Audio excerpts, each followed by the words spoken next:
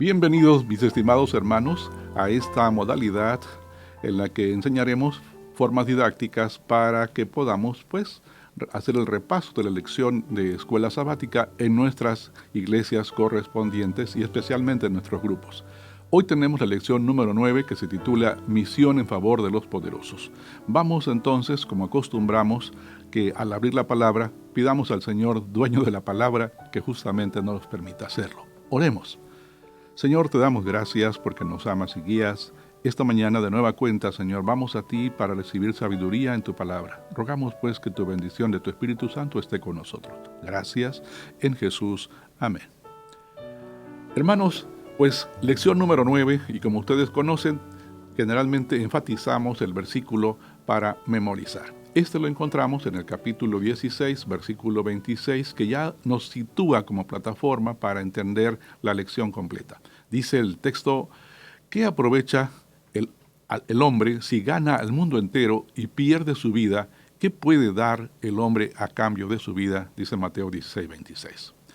Segundo, hermanos, hemos preparado este bosquejo que ustedes están observando ahora en pantalla, que establece las pautas con las cuales pretendemos ustedes interactúen con cada uno de sus miembros en sus grupos. El primer elemento que encontramos aquí es identificando a los poderosos. Si vamos a hablar de los poderosos, lo primero que tendríamos que hacer es tener ese contexto. En ese sentido, ustedes podrían utilizar algunas preguntas. Por ejemplo, ¿qué es poder?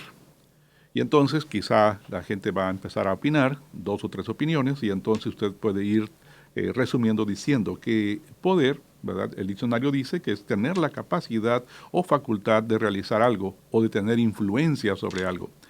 Ahora, otra pregunta importante sería, ¿hay tipos de poderes? Y claro, podemos decir que claro que sí.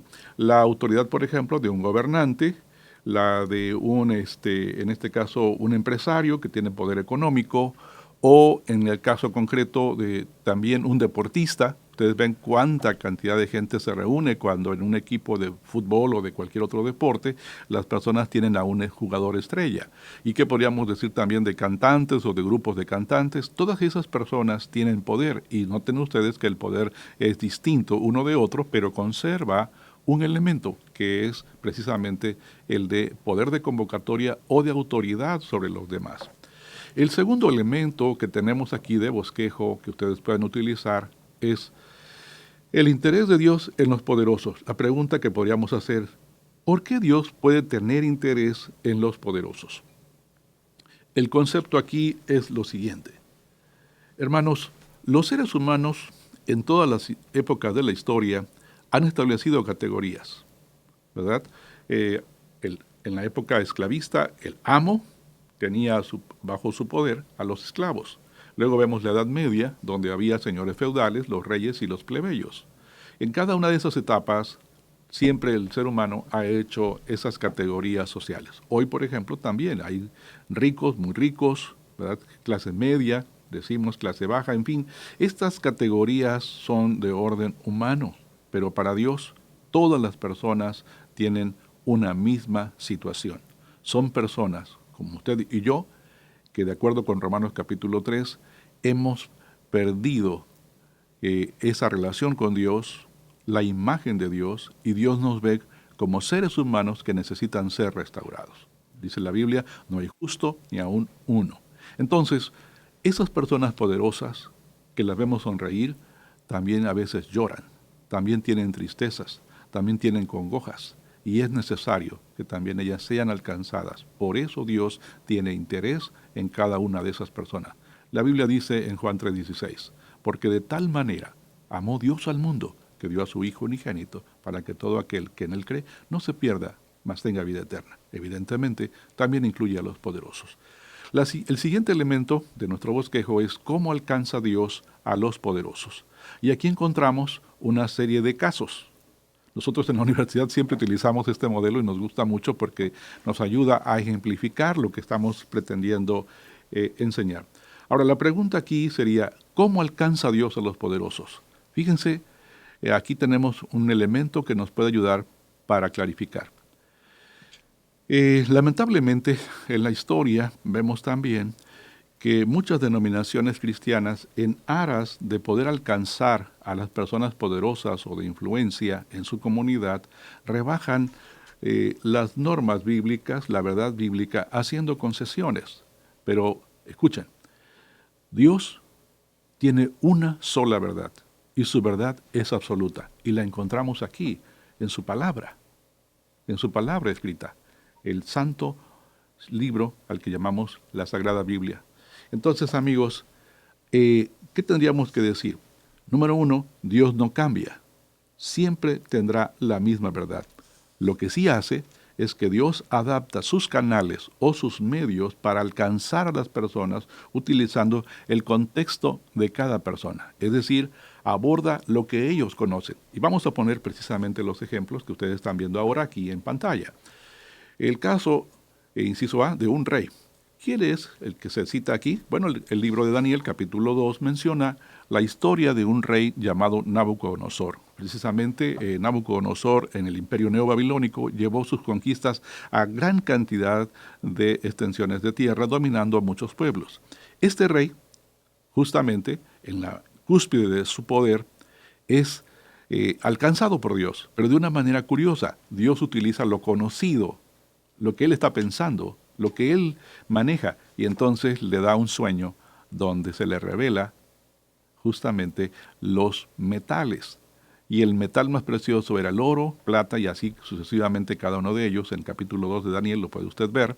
Y entonces encontramos que ese elemento sí llamó la atención poderosa del rey y Dios utilizó, como ustedes conocen la historia, a Daniel en primera instancia, luego a sus amigos de Daniel, para ayudarle en ese proceso que Dios tiene para alcanzar a esta persona. Así que entonces vemos esa dualidad.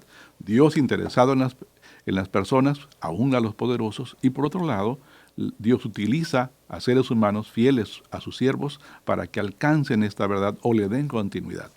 Un ejemplo más es el caso de un general, inciso B, que vemos en nuestro bosquejo, y es el caso del general Naamán el sirio.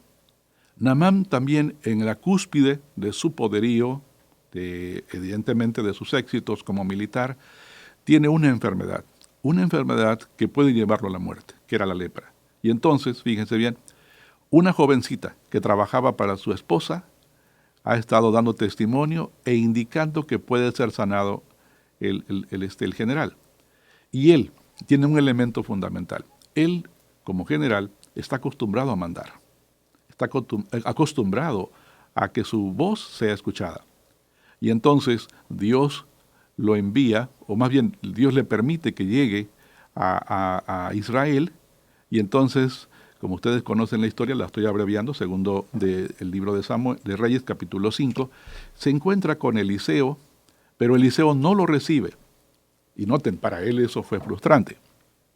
Él mismo después lo va a decir. Yo esperaba que viniera el profeta y hablara conmigo. Pero el profeta le da una orden de que se sumerja en el río Jordán 7 veces. Y ustedes saben el resto de la historia. Entonces Dios alcanzó a Naamán el sirio, acostumbrado a mandar, con una orden aparentemente de indiferencia de parte de Eliseo, para que él llegara al conocimiento de la verdad. Un tercer caso es el maestro y líder religioso que encontramos en el inciso C, me refiero a Nicodemo, que refiere el capítulo 3 del libro de Juan. Hermanos, aquí encontramos que Dios, Jesús en este caso, se encuentra con Nicodemo, ¿verdad? Este maestro, pues obviamente acostumbrado a dar instrucciones, Dios lo encuentra y lo confronta para mostrarle que él necesita aprender la manera en que el Espíritu Santo trabaja desde fuera en nuestro ser para llevarnos al conocimiento de Dios. Y qué maravilloso, porque usó el ambiente en el que se desenvolvía Nicodemo. Avancemos. Tenemos el caso de un rico joven. Este joven, obviamente, siempre ocupado en sus riquezas y en cómo aumentarlas, va con Jesús y le pregunta, ¿qué bien haré para obtener otro tesoro? ¿Cuál? La vida eterna. Y entonces Jesús lo confronta con una realidad y le dice, hijo mío, tú deja de ver las cosas como una transacción comercial, que compras y vendes. Es decir, tú dices, si yo te doy, Dios, tú me tienes que dar, y esa no es la manera. Y entonces Dios lo confronta con esa realidad. ¿Qué podríamos decir a continuación en el inciso B de un rico estafador? Conocemos el caso de Zaqueo, ¿verdad? Lucas capítulo 18 nos lo refiere. Y aquí encontramos que este hombre rico, sin embargo, era un rico que era socialmente odiado, porque él cobraba impuestos, pero defraudaba en el cobro de los mismos a sus conciudadanos. En consecuencia, él no era aceptado y Jesús se encuentra con él. Y aquí está lo interesante.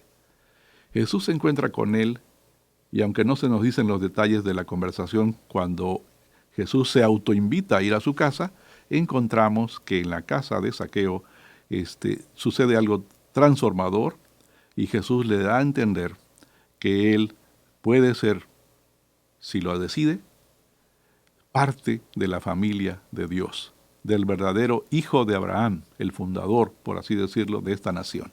Y entonces, maravillosa la forma en que Dios nos alcanza. Y por último, en el inciso F, un dirigente influyente, José de Arimatea. No se nos dice cuáles fueron los encuentros con Jesús, pero es evidente que cuando muere Jesús, él toma la iniciativa de no tener miedo de ir ante Pilato para hablar de Jesús. ¿Qué significa esto? Significa que, sin duda alguna, Dios le dio tiempo para que este hombre importante e influyente, analista, tomara el tiempo para quitar las dudas que le estaban acechando y en consecuencia lograr que su fe fuera legítima, fuera en crecimiento, de tal suerte que cuando todo mundo aparentemente se había alejado de Jesús y nadie daba la cara por él, él valientemente va ante Pilato y ya no tiene miedo de confesarse como un siervo de Dios. Es interesante entonces, noten cómo Dios está buscando que tengamos una parte activa, y aquí quiero referirme, para cerrar, a la sección de la aplicación.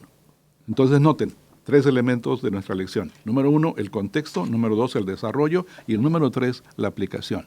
Es importante, maestros, que en nuestra clase llevemos también a nuestra clase a tomar concepciones claras. Y en este caso encontramos, después de haber analizado la lección de esta manera, el desafío para la iglesia. ¿Qué tiene que decirnos hoy este mensaje para nosotros? Nos parece que aquí está la conclusión, es someternos al Espíritu Santo para que nos guíe, para entender cómo traducir el mensaje de forma significativa a los poderosos y nos use para compartir a Jesús como un Dios personal que quiere salvar a todo ser humano y por supuesto incluyendo a los poderosos. Hermanos, esta es nuestra tarea. Como usó Dios a cada uno de los personajes que mencionamos, a Daniel, a Eliseo, a la sierva de Naamán, qué sé yo, a cada una de esas personas Dios las utilizó y hoy a ti y a mí nos quiere utilizar para llevar el mensaje.